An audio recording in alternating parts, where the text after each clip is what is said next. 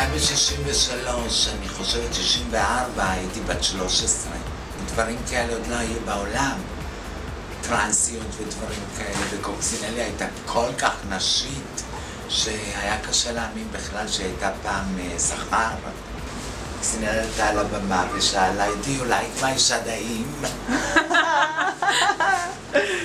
כשהם הגיעו, התחילו לקרוא פה בעצם לנשים טרנסיות קוקסינל? כן, את יודעת, אנחנו בארץ לא ממש יודעים להתאים את הדברים נכון. היום פה הגברים חושבים שקוקסינלית זו אחת עם איבר מין של זכר, שזו האירוניה. כי קוקסינל לא היה לה יותר איבר מין של זכר.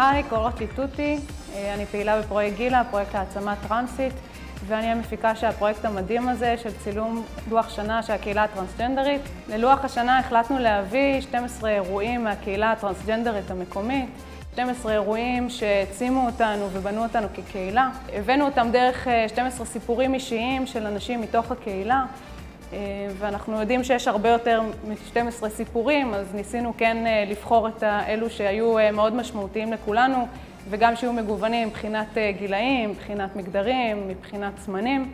פרויקט גילה הוא פרויקט קהילתי שמסייע לאנשים טרנסג'נדרים בסיוע משפטי, בליווי ותמיכה ובנושאים של דיור זמני מתוך המשאבים של הקהילה.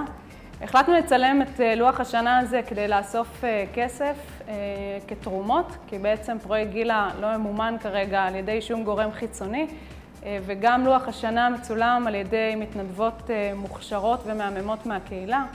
לוח השנה הזה זה לא רק לטרנסים או טרנסיות, זה הזדמנות לכם, לאנשים מכל הקהילה, לתת מקום וכבוד לקהילה הטרנסג'נדרית.